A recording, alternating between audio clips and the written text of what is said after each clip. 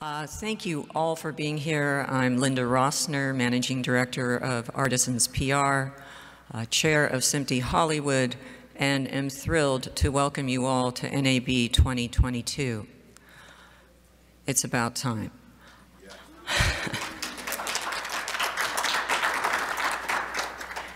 So we're going to be discussing Colorist Society Hollywood, and I just want to give you a little bit of information. I am going to read, but it's not much, I promise, about the society.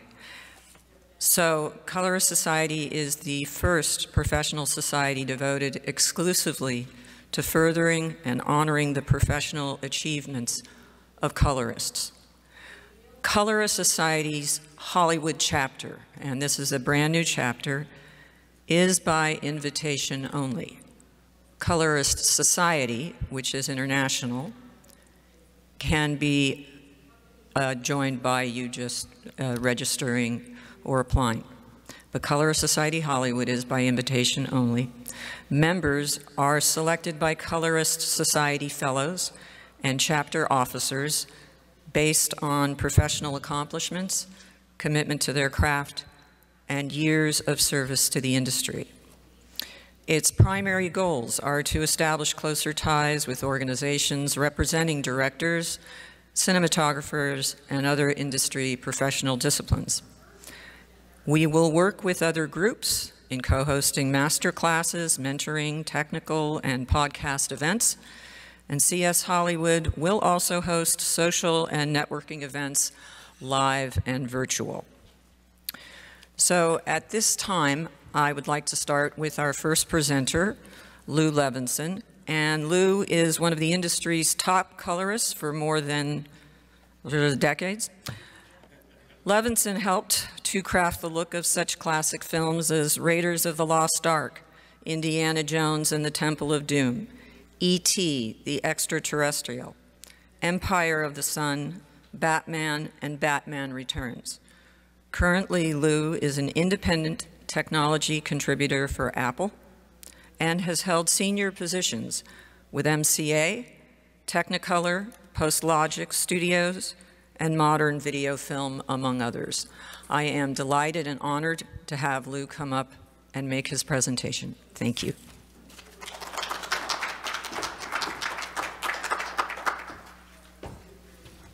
Thank you. Thank you, Linda. This is working good.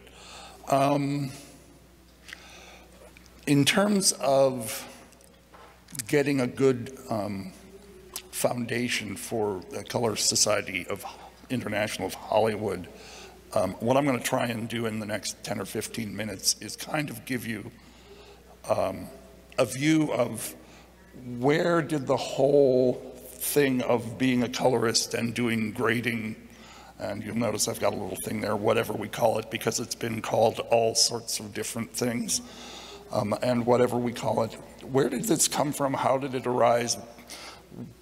Where's the history? Because it's hard to tell where you want to go if you don't know where you've been. So the one thing I have to do at this point is I do have to do the necessary fine print disclaimer, which is kind of required by my employer about these are my opinions and my information. This has nothing to do with the people that pay me for a living.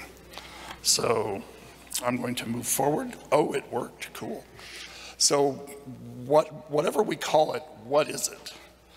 To begin with, we're going to be talking about the manipulation of moving images that are meant for video or electronic display that have been gathered for the purpose of telling a story. Because ultimately, this is all about storytelling. We can track ourselves all the way back to sitting around a campfire and telling stories. And we're also, since we're talking about colorists and something that ultimately started with video, we're going to leave print and photochemical image manipulations for another time, or we'd be here for hours. So, and also I'm going to apologize a little bit because I am still reading this. I can't remember the whole thing, so some of this is going to look like I'm reading it because it is. So we colorists, which is those of us who are doing whatever it is we're doing, are helping the creative authors of a particular visual story being told to tell the story better. We help translate storytelling conceptual reality into actual visual reality. Now, that certainly sounds like I went to art school instead of engineering school, and I did. And conceptual art has been, and the idea of concepts has been an interesting battle in the art world since the mid-60s, when conceptual art came up and you had a situation where suddenly the concept behind the work was more important than the actual work itself. I can tell you how much trouble I got into for not agreeing with that viewpoint and believing that, in fact, a concept is a concept, and the minute you envision it into the real world in any way at all, it is now a construct, not a concept. But it affected my grades to do that too often, so I didn't. So to actually do grading, color correction, which is another weird word because there's nothing actually necessarily wrong with it when you start, so what are you correcting? But we'll use the word grading here generally to keep it. What is it? What are we actually doing? We have color manipulation tools. We have grayscale manipulation tools. We have compositional manipulation tools. We can resize, reframe the images. We can we can do spatial manipulation, which would be defocusing, sharpening, doing things like that. We can change the time frame of images. We can speed them up, we can slow them down, we can make them blur in time, we can do a bunch of things. If we were doing 3D, which fortunately we don't do a whole lot of, we can change the overall depth perception of the images. And we have image creation tools. We can paint things in that weren't there. All of these tools are really designed to help tell the story, because at the bottom line, the story is pretty much everything. But with all those tools, we're getting ahead of ourselves. That's a 21st century list of tools. When I started doing these kind of things, which was in about the mid-1970s, we were a little bit more restricted. We did have color TV. We'd had probably color TV in the wild for about maybe 10 years at the most. And of course, I grew up in a household where my father was colorblind, so we didn't have a color TV in the house until I was actually halfway through high school, because he didn't want to spend the money for it. It's like, I can't see it, why am I spending the money? So we have color pictures, we have analog videotape, we have analog color correction, and we have computers, kind of. I mean, computers that would fill half this room is computers. And at the moment, what's in my watch is 20 times more powerful. So we've come a long way. And at that point, in terms of content, we're getting a lot of our movies and commercial images into video by pointing a fancy television camera at a projector. So we're limited to print images, but really it's literally just point one at the other, and that's what you get. So this is what that looked like. And actually, to run one of these things, you kind of had to sit there because the controls were there. So you had film like rolling in your ear, and you had a monitor somewhere. And in this case, we have two 16 projectors that are pointed into the camera. But in my case, we had a 35 millimeter projector as well. And we had, the system we had was surplus from the Winter Olympics from 1976. So it still had ABC Winter Olympics stickers all over it. And we had to buy our own 35 projector because they only shoot 16 for the Olympics. So one of the things you get into when you have film projectors is transporting the film kind of gets interesting. And the projector we had 3 buttons on it. It had forward, it had stop, and instead of reverse, it had mangle. So you had to, leading up to where we're going, you had to be careful what you did with the film kind of no matter what you were doing. So now here's a condensed evolution of grading. In the beginning, we're talking about doing it on the fly, which is changing the image in real time as it goes by. The next step would be edited on the fly, which is where you're still doing the color on the fly in pretty much real time, but at least you can stop and make an edit if something really comes along you don't like.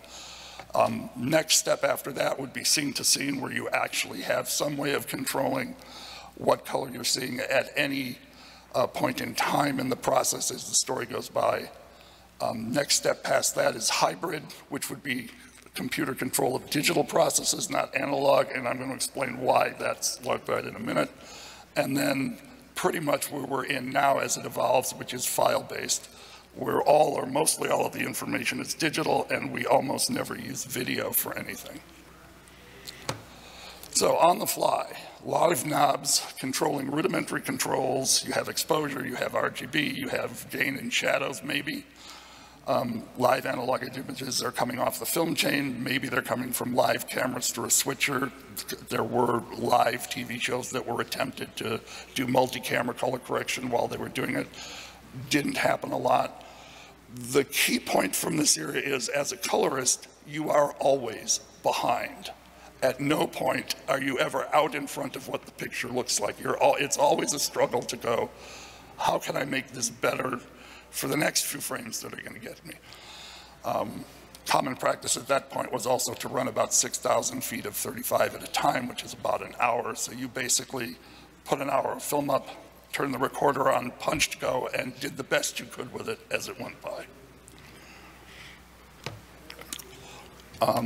Editing on the fly. Now we have the same rudimentary controls for the pictures, but we can actually do some edits. This got really interesting because in the early days, edits were not anywhere near as precise. In fact, time code was not widely used, if at all, at that point. If you were using a 2-inch quadruplex machine, you put a tone on the cue track, the machine made an edit where you put the tone. When you put the tone on the track, it was plus or minus about a second. So you know, and then you could tune it time-wise from the pulse to see if it actually made the edit in the right place. If you were using 2-inch helical, that window was 5 frames on either side of where you needed to be. So that really made editing crazy. And it was always a compromise between picture and sound issues. You're doing an edit where you can't actually get the 24 to 30 conversion to be repeatable, so you're doubling frames or you're doing all sorts of strange things to make it work. And 3/2 pull down was the bane of our existence for 20 years, maybe, something like that.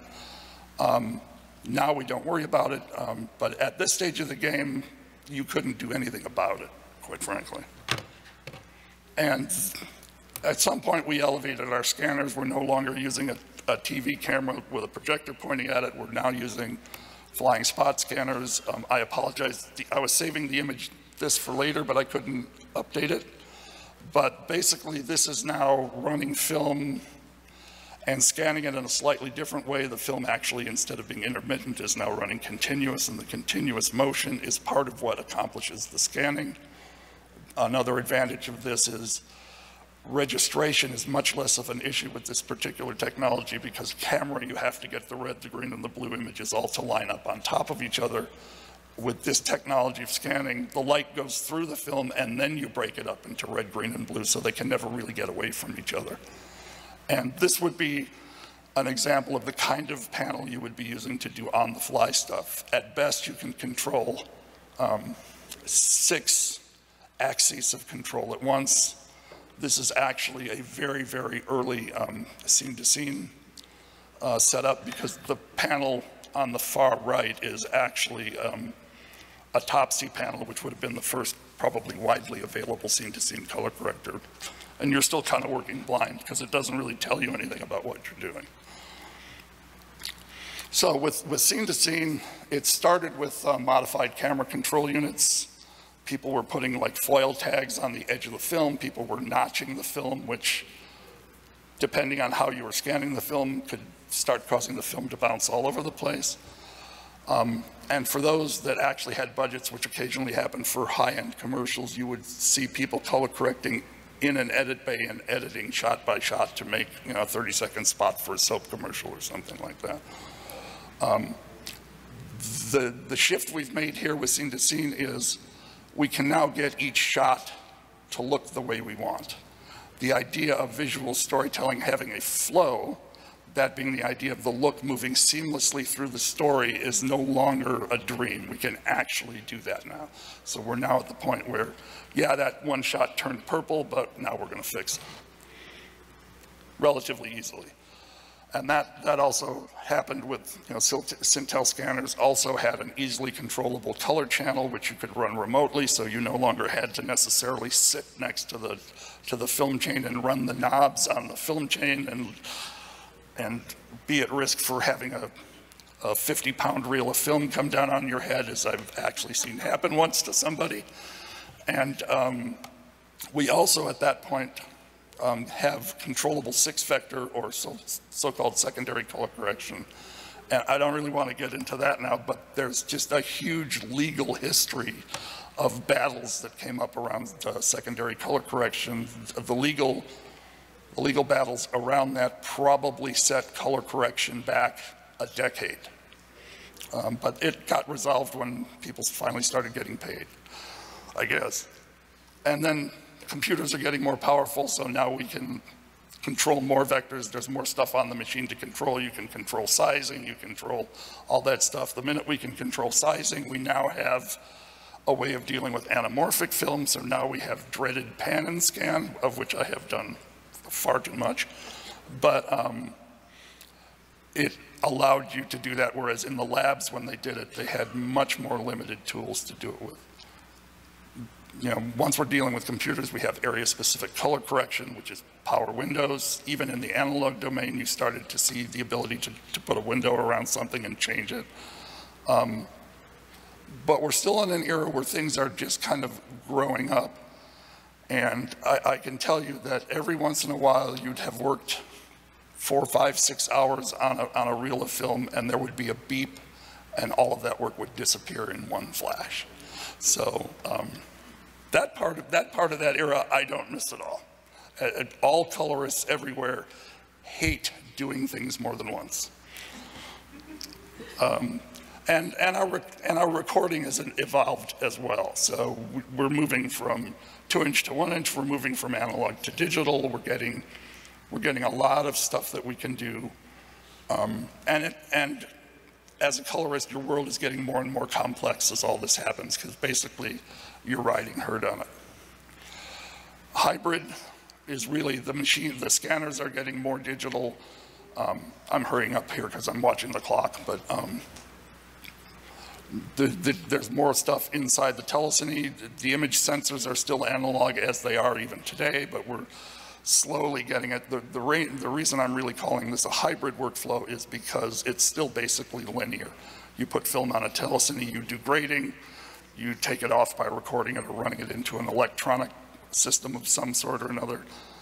And it also allows for things that we are now well into, which is you can do a digital intermediate if you really have the will to do it, although we've now opened the door for just an amazing shift in complexity in terms of look management and color science and all of that, to be able to create images electronically that look like the film that you want to print.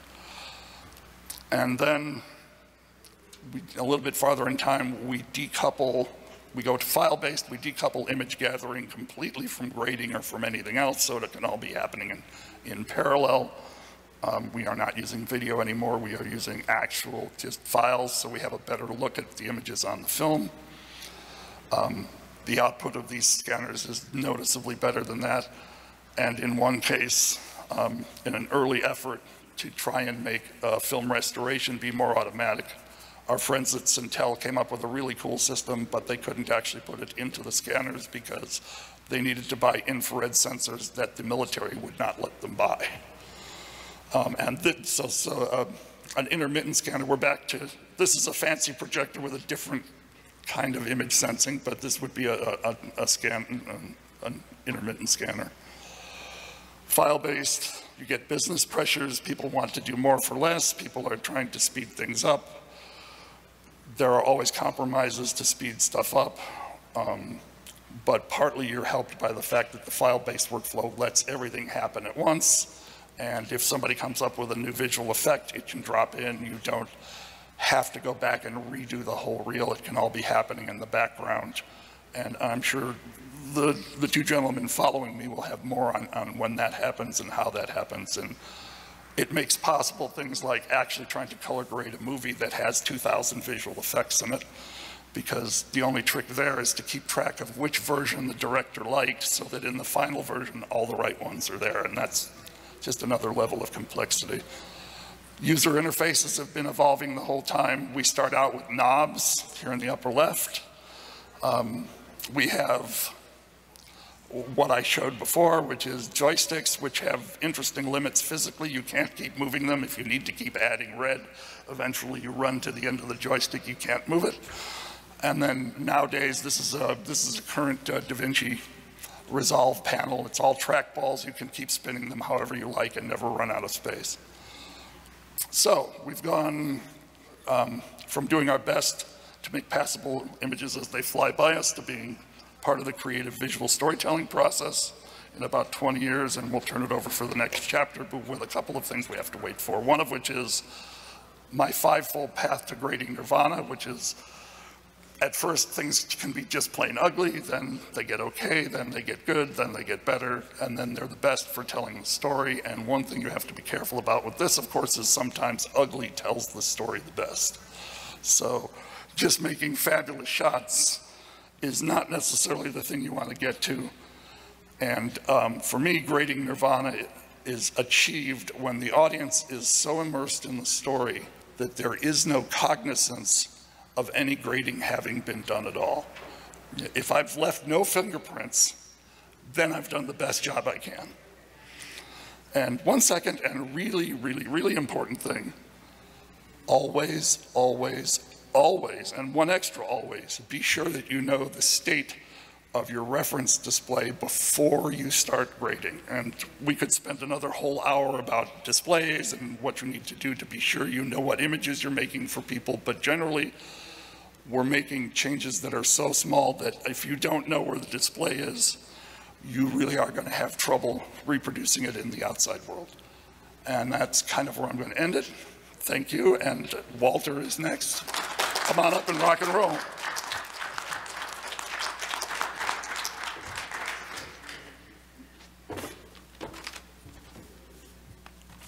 Thank you so much, Lou. That was great. I remember working on Pan and Scan. What a nightmare for me. I am so pleased to introduce Walter Volpatto. He's a senior colorist at Company 3 in Hollywood and was nominated for a 2019 HPA Award for his work on the film Green Book. His more than 100 credits also include the features for Star Wars, Episode 8, The Last Jedi, Dunkirk, Midway, and Independence Day, Resurgence, as well as the television series Winning Time, The Rise of the Lakers Dynasty, and Queen Sugar. Walter grew up on a farm near Turin, Italy, and began his career as an engineer and visual effects artist. And he got a start in color in 2002 with a Cinecittà in Rome. Thank you. Before relocating to the US a year later to join Photochem. He's been with eFilm since 2018, and over the course of his career, he's forged close relationships with many top directors and cinematographers, the former including Christopher Nolan and Roland Emmerich. And it is my pleasure and honor to introduce Walter Volpatto.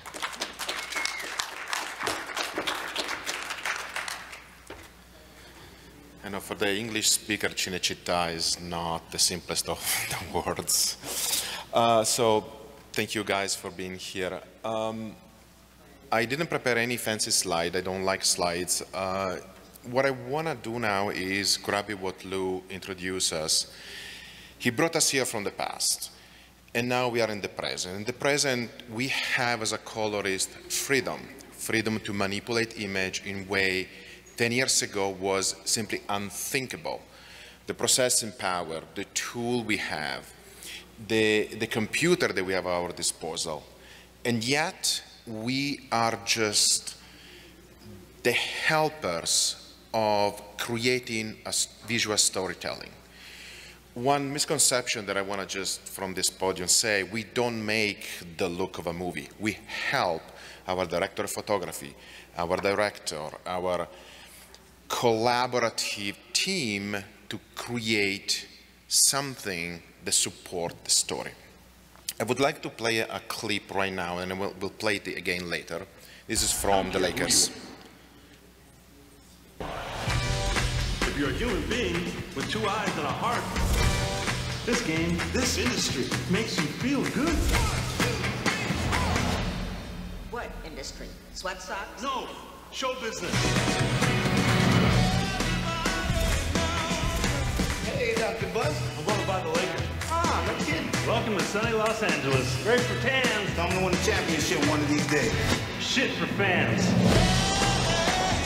We're trading in an empire of real estate for what? The entire league's on the verge of bankruptcy. Shut up, Frank. Dad, I want to work for you. All right, let's have an interview. Summer draft. Great, the Lakers get top pick. Right, so who do I pick? The show's stopping. Naturally gifted. Do not use that nickname in this house. Mama, she say magic the devil's word. Devil can't hoop like me, though. Do they even have churches in Los Angeles? Los Angeles Lakers select Magic Johnson. Us together, Magic and Kareem. Oh, Kareem and Magic. Every team's got fans. We'll have celebrities. Our girls, they won't cheer. They'll dance. You think I'm gonna get out there? You think it's gonna change you? I want to build a real dynasty. Far out, man. Leave the dynasties to me. Yo, what's up, Lev? Come on, Red. You afraid of competition? No, but you're no competitor.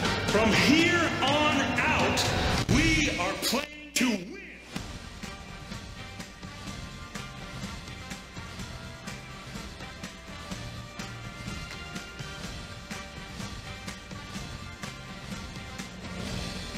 We've got a shot here to win it all. You know how rare that is? It's my family. You don't have family. You have fallout. What do you want for your future? Everything. It's showtime.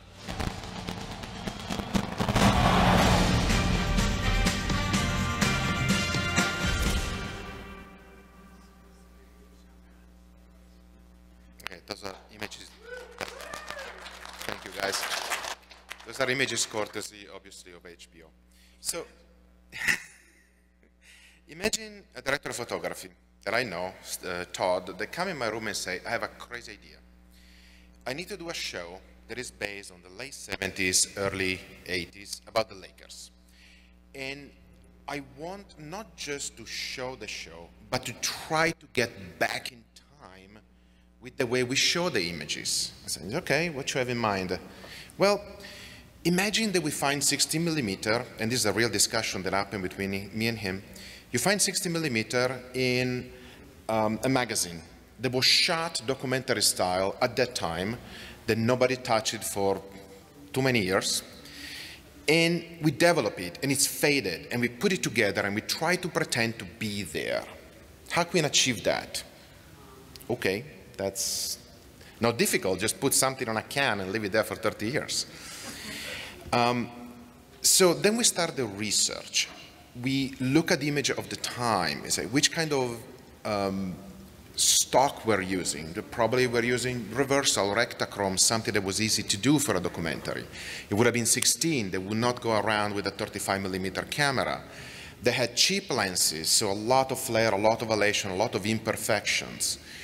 And for us was a research of those details and how to implement those details into a modern 35 millimeter vision stock. Because HBO told us, no, you're not going to use cheap 16 camera, you're going to use 35. Okay. So we started with looking at how 35 millimeter represent a scene versus how 16 does it. And then which were the characteristics of the film of the time and which were the lenses. And we come out with a series of tools. In Resolve, I use Resolve, but it could have been Baseline, could have been any other color corrector, where we mimic the period and the era. And we went bold for it.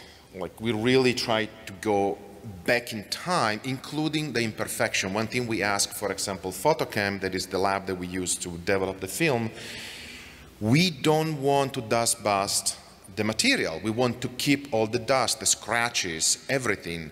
Because if you're doing something so far back in the past, you will not have the choice. He was saying we have a telecine pointed directly at the camera pointed directly at 35 millimeter. You have no time to dust bust. So why we don't pretend that we're doing that? And then you will see a few shots in the piece where there is an Ikegami camera from the 80s. They found Ikegami camera in magazines, in freaking junkyards, put them together, make them work. The idea is to have a camera that brings you back in time. It's a moment where we go inside the psychology of the character. And for me is, okay, how can I bring elegantly that material that is NTSC, it's interlaced, to a 24-piece that we have to project. So how we can elegantly translate that media in something that we can actually show.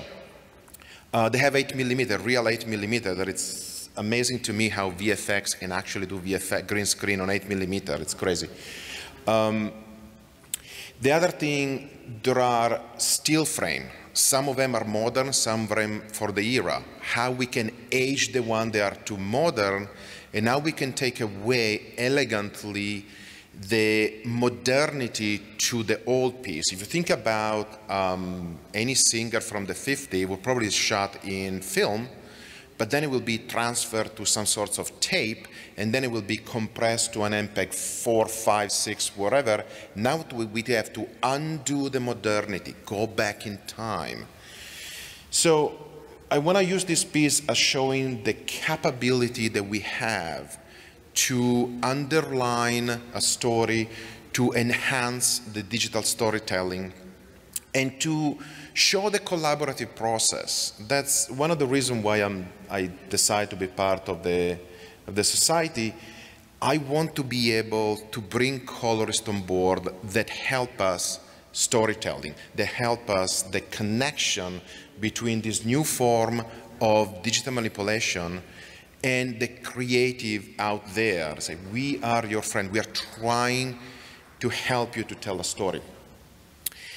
I started too with film, even if it was my first approach with film was digital intermediate, really digital intermediate. And that allowed me to learn the process itself of creating a look. While back in the days, Kodak in that case, or Fuji, give you a look, and that's what you got. You got to do it right in camera.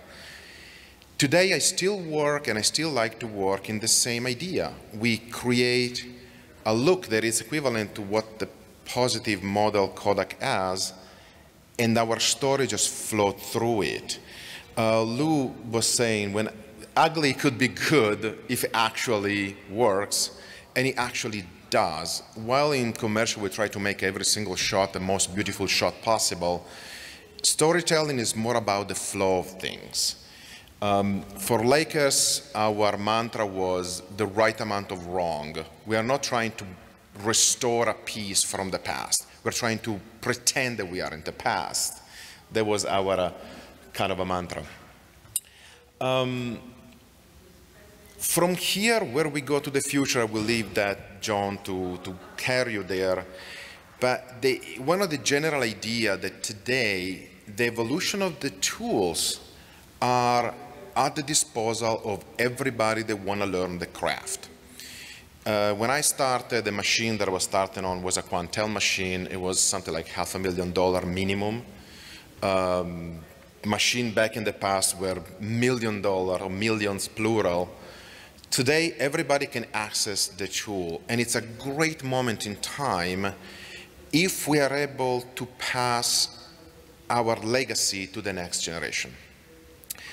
For me personally, and that's another reason why I'm part of a founding member, I want to be able to pass everything that I know to the next generation. It's important to have this connection. We started this new form of digital manipulation that carry echo from the past arts, from painting to photography, like you were saying, from the cavemans. We just have different tools. So I have the dream to pass this information, to pass this knowledge to whoever wants expand the ability to work in this way. I think I speak too fast. I have 3 minutes left. So, John, would you like to tell us what happened in the future? Yes.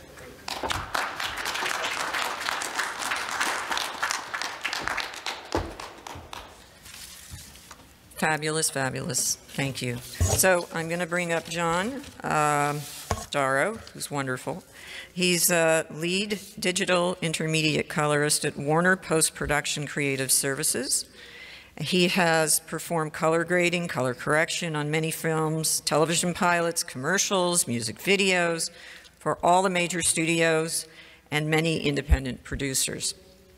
John started his career at Photochem, where he was twice nominated for HPA Awards for Outstanding Color Correction in 2013 for Behind the Candelabra, and in 2015 for Box Trolls. He has pioneered post-production techniques including 3D conversion and HDR tone mapping. And at Warner Post-Production, he created a technique using machine vision to auto-segment images into mattes for color grading or stereoscopic conversion. Building on the AI model, he subsequently invented Match Grader, a process where images are artistically color graded based on reference imagery.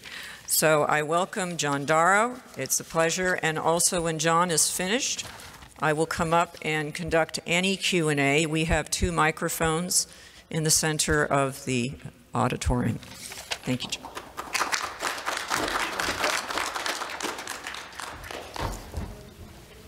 Hey, good morning, everybody. My name is John Daro. I'm the lead colorist over at Warner Brothers Post-Production Creative Services. And what I want to talk about today with you guys is looking forward. Where are we taking color correction? I've always said this, that if you want to know what we're going to be doing in color 5 years from now, look at what visual effects is doing today. Because if you look back in the past, it's always, you always want to do more and more in the DI bay. And what we end up doing is taking that imagery and having more control and being able to really, progress the story, like Walter was saying. So the first thing that I want to talk about is virtual production. And what that is now is kind of like being geographically untethered to your production location. We can now build a set and put it into a volume, and you can be anywhere in the world. The next thing is the AI processing. You're going to see a lot of that at the show floor today. Everybody, neural nets, any sort of computer vision type that will help us go into the future. Like, what we're really looking for is not necessarily the AI to do our jobs, but for us to utilize the AI to get our jobs done more efficiently. And then the last thing I'm going to talk about is advanced matte channels. So whether that be depth channels, deep pixel compositing, or crypto mattes, which is really exciting. So for virtual production, the first thing you need to do, it all starts with a stitch, a fisheye, or a virtual world. So what you see in the first image is that's 6 cameras stitched together to make a 360-degree field of view. The middle one is a super wide angle fisheye that can get 180-degree field of view. And then the last one is, don't judge my Blender rendering, I'm not a Blender master, but that is a virtual world that is completely made in Blender, and you could render that out in a spherical format or a 180-degree. And that format that comes out is equirectangular image, sometimes called lat long. Now, we're all familiar with the way that we see, our globe, but flat, right? Color correctors don't work with spheres, right? We work on flat planes. So when you take a sphere and project it planarly, this is what you end up with. And what that essentially is if you take a sphere and then pull the tops into a cylinder and then take that cylinder and unroll it out, this is what you end up with.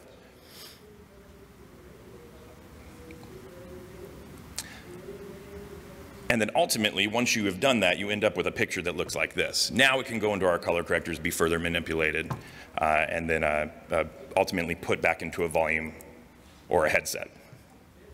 So there's two ways there's actually three now. The head-mounted display, HMD, like an Oculus Quest or something like that, can take those equirectangular images, and you're actually in that space now. You've been transported into that sphere. What we also do is we can take that and put it into an LED volume and build the set inside of those screens. And at that point, you can be anywhere shooting whatever you want, as seen here by The Mandalorian. Another thing that I didn't actually put a slide for, but I was reminded about it when I flew into Vegas, is that you see that MSG sphere being built. That's going to be really awesome for concerts where you can actually be engrossed in a performance completely and transported to a different space while you're here in Vegas, which is very, very cool and coming up. So what I want to play for you as far as the virtual production is just a quick trailer here for Kimmy, which was utilized the virtual production techniques for her apartment.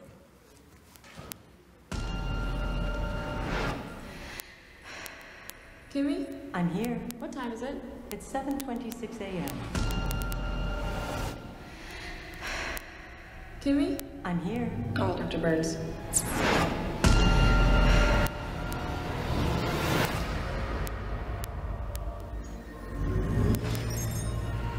I got her. Kimmy? I'm here. Why don't you run from me? Call Darius. Hey, hotness! Wow. What are you wondering? What do you know? Kimmy? I'm here. Reopen last stream on desktop. I need more kitchen paper. Open yesterday's stream.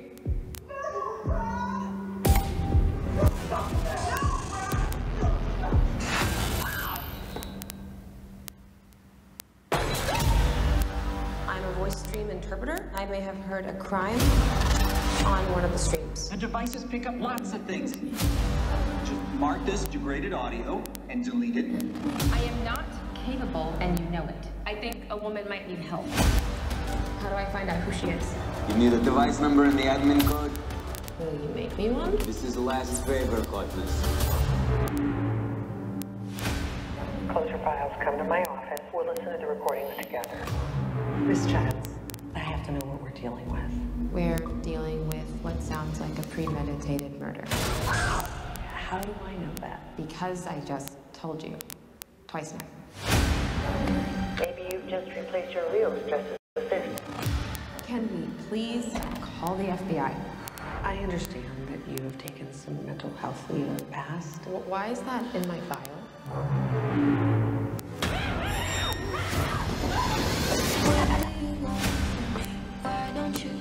You said you had it. They did. But now they don't.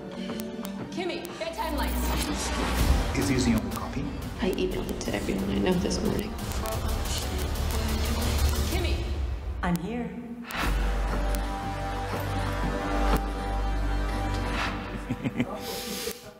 Also, as Walter's courtesy, HBO Max. Let's go ahead here.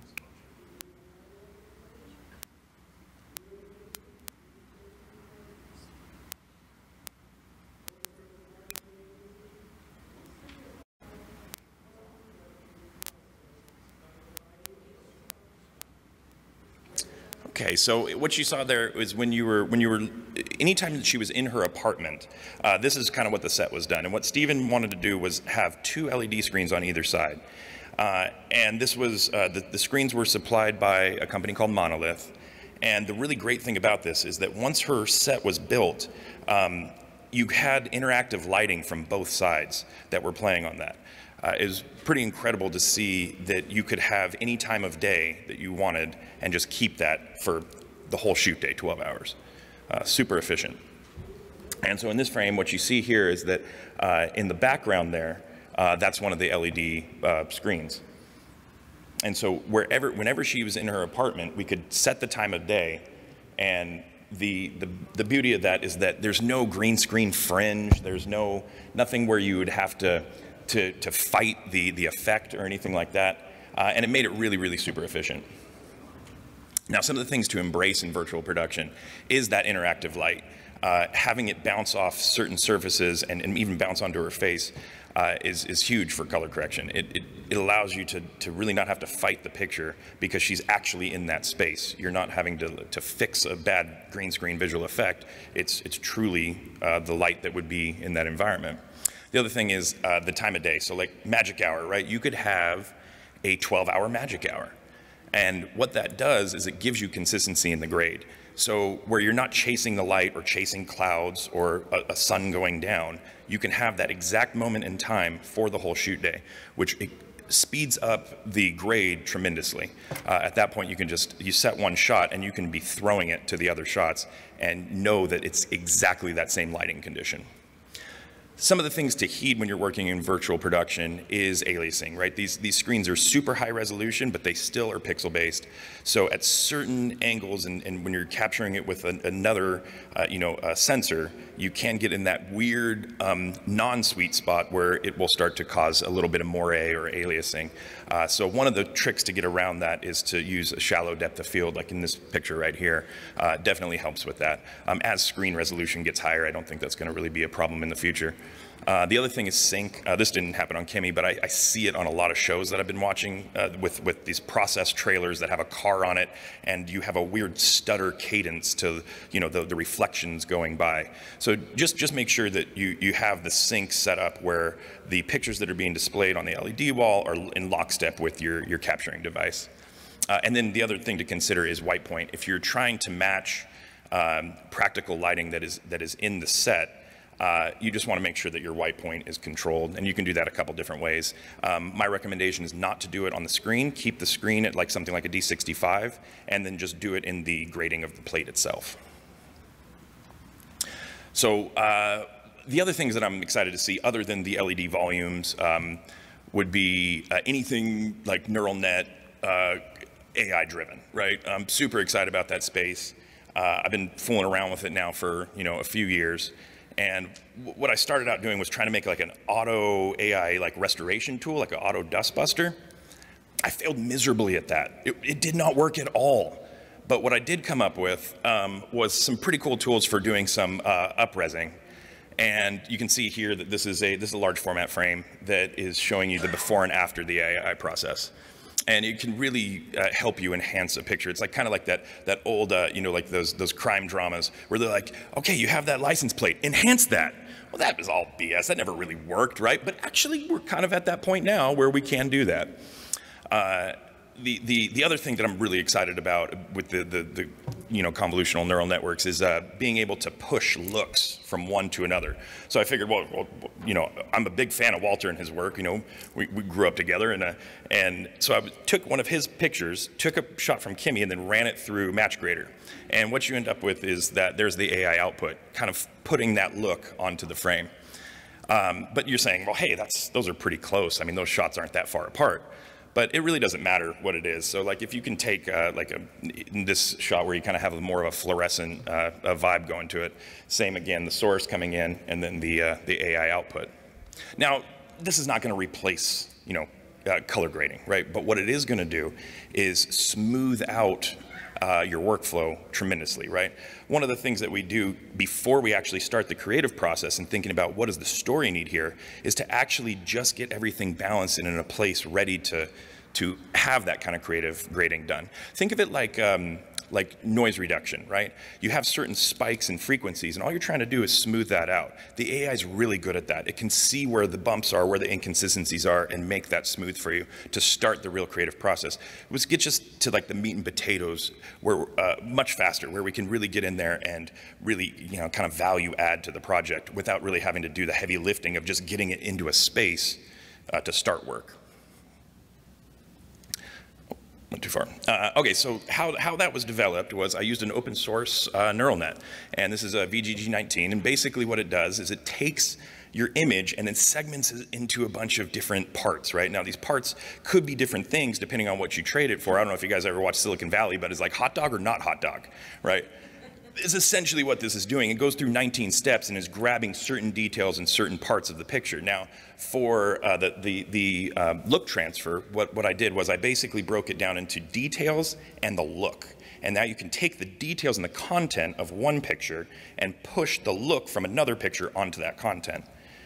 And you can see here, so what I have on the left there is a picture of Annabelle that is being manipulated with one of the reference images. And you can see on the graph, what I'm trying to do is to get to like a 0 power, right? So I have the content and then the style, and I want those to end up being 0, right? 0 difference.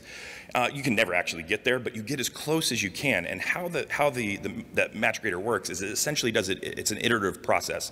You put it through, it gets kind of closer. Then you put that new image through again, and it gets closer. And then you put that new image through again, and it gets closer and closer and closer until ultimately it can't get any closer, and that's your final output. Another really cool use of AI processing is depth grading. Now, it's funny because I made this presentation before DaVinci actually released it, saying, hey, so I thought this was really future thinking, but apparently it's now. So this is very cool. What the depth maps allow us to do is basically not only take shots and be able to put them into 3D space, which is very good for virtual production if we were doing some things where we had some lighting tricks, but it also gives us the ability to segment pictures in a very unique way where we can say, I just want to color the foreground and not the background. And these depth maps also work in conjunction with our normal power windows. So it takes your circle window and turns it into a spherical window where you can actually just say, just the midground and just this area. It's extremely powerful, and I'm really excited to go check that out at the Blackmagic booth. You know, up until this point, I've always just had these, it'd been a pre-process, and then I would embed them in the files, and then I would work with it in Baselight, you know, after the fact, after that rendering has been done. And you know, the one thing that's better than AI giving you the depth map, right, is actually having it already in the file. So with these animated projects, and I mean, really, when you think about it, these films with heavy visual effects, they're basically animated as well. They're coming out of the computer. You can pipe that depth channel into the EXR file and then be able to do very cool things. Like, for example, in this shot, I added atmosphere that is kind of like a smoky kind of haze to it, and it's aware of the depth in the frame. The other thing that is really cool about this is that you could cut down on the mats that need to be delivered. If I use these depth channels and then use my shapes, I can really isolate almost anything in the frame very accurately. And now I don't have a huge EXR file that has 17 mats in it. So it's super good for playback and for delivery and just general project management to keep the file size low. The other thing that you can do with depth maps, and not that this happens all the time, but you can take a visual effect and turn it from a rejection or a CBB into a final by taking the light essentially and moving it around. You can see here, this is from Filmlight's Baselight, where we took the depth channel and it makes like a little point cloud for you, and you can move where you want in space, where you want that to actually be affecting. And that can be anything. Right here, it's just an exposure change, but that could be a color correction or even a spatial operator like a sharpen or a defocus or something. So kind of doing a depth of field effect is totally possible now that you have the depth information. Now, depth is not the only channel that I'm excited about. Cryptomats are a huge story that I can't wait for the equipment manufacturers to catch up on. Again, this is my horrible Blender rendering, but in the past, we've had object IDs, right? We use object IDs all the time. But if you look at this character's eye and you see how detailed it is, if you were to use object IDs, you'd have to select each one of those to get his general eye. The cool thing about cryptomats is that they work hierarchical. So you have the eye, and you can also explode that into each individual part if you need to, but you can grab it from, here's the whole character, here's his head, here's his eye, and now here's, like, if you want to get deeper into that, you can keep drilling down. It makes it really easy to grab the mat that you need with only using one channel, which again keeps the file size super small. And because it's mathematically derived, it's actually even smaller than like your traditional alpha channel, which takes up one channel's worth of space. So huge advantage that I think this will be coming down the pipe here in the next couple of years. Right now, you can use it in Nuke, Blender, obviously. You know, I think that you know, when it starts to get worked into the color corrector, it's going to really speed up our workflow and really kind of kick us to the next level of what we can do in the DI Bay. So thank you guys. I really appreciate your time, and thank you guys for coming out super early, I know. And I think we'll turn it over for some questions now.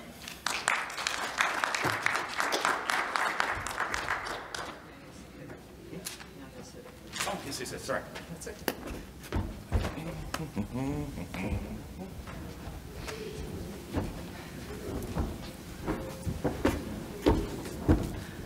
Okay, I'm afraid we only have about 5 minutes for questions. Does anyone want to? Barry Gotch, who is the future chair of Hollywood SMPTE.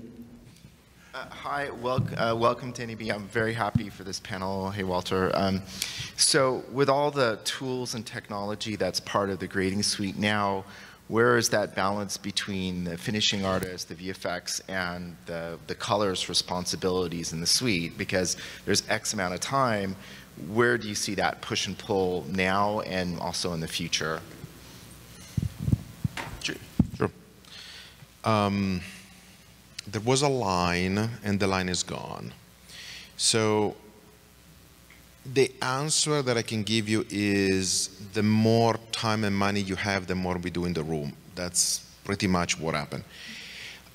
Me personally, if I've been asked to do a task that I know it become a VFX pretty fast, I'll reserve to myself 5 minutes, and then probably a VFX artist will be faster than me. So for me is recognize when my skill is not good enough or not timely and economically convenient, and somebody else can do the task better and faster and cheaper.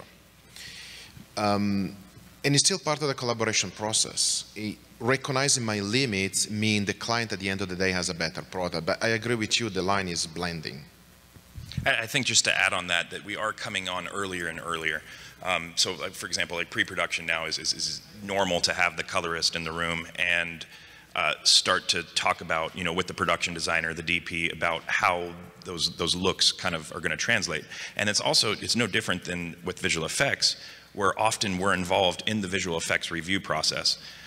So that while the visual effects supervisor is trying to refine the visual effect and get it as best as possible, it's usually in our bay where we put it up big and we can see it at 4K, see it at all of its high resolution, and help them kind of get there before it even gets to us. So we can stop a lot of the problems before it even lands where we do have to fix something. If I can just pick up from you, the Jack of all trades, the master of none is still valid. That's me. Yeah, the thing you have to keep in mind too is that in this process, I've had plenty of situations like Walter where it's like, am I the best person to do this? No. Where that changes is we're still the post where everything gets fixed, and the closer you get to having to deliver this regardless of what state it's in, the more it will fall on those of us hopefully having the tools to go, okay, this needs to be fixed, and if I ship the frames out and then wait for somebody to do something and get them back again, I'm not going to make a delivery. So I have to be the one to fix it regardless of how inefficient it is or not. So that always happens. That's never going to go away, I don't think. Simply speaking, Friday we were doing episode 10 of Winning Time, and for a series of reasons, they were behind by 4 weeks. And like you say, if at the beginning of the process I can talk to the VFX supervisor and say, please, can you help me, this shot doesn't work. Friday night, I'm in this camp where, what can I do to help this shot to pass the finish line? So it's a delicate balance between, yes, I can do it, but it's better if somebody else can do it for me, or I'm the last man standing. This shot has to go out of the door tonight, or we don't make the deadline. You're never done. You just run out of time or money. About 90 seconds if someone has a question. Yes, please. Just a quick one. Yeah. I know what you guys were just talking about. Do you find that you're having to have a bigger staff on the color end? Like more assistants? Or do you want more assistants? I do not. I want an assistant who actually is mentally on the same page where you can trust them to go. Again, it's a differentiation of tasks. I know what I can do if I have a really good assist. I know what he's going to be good at. And especially in these like throttle up at the end kind of situations, you really need to have, it's better to have 2 people that are really good than 5 people that are making your life miserable. Totally. Yeah, if I'm at the end, I have to redo what my assistant did because we're not in the same page, we're wasting time. Absolutely. I mean, at Warner, we have a huge team of colorists that we all kind of rely on each other and different expertise and that kind of thing. So, absolutely. And even just senior to senior, you know, it depends on schedule and workflow. We always trade off and help each other out. It's definitely a collaborative effort. I apologize. We have 15 seconds left, so I just want to say this has been... The gentleman over there had a question, please. Okay. You, I know you have it. I was just going to ask for the color style transfer algorithm that you were talking about. Is that only a single image, or can you run that on an entire sequence? Oh, no, absolutely fine to run on an entire sequence. Okay, I'm sure they're going to be... Are you guys available for a few minutes afterwards? For sure. Okay, great. Listen, thank you, everybody. I believe the convention is open now for the booths, so it is officially open. Thank you, everybody, for coming. Thank you all. For getting here this early. Yeah, thank you for being here so early. Thank you all for your wonderful questions, and thank you, panelists.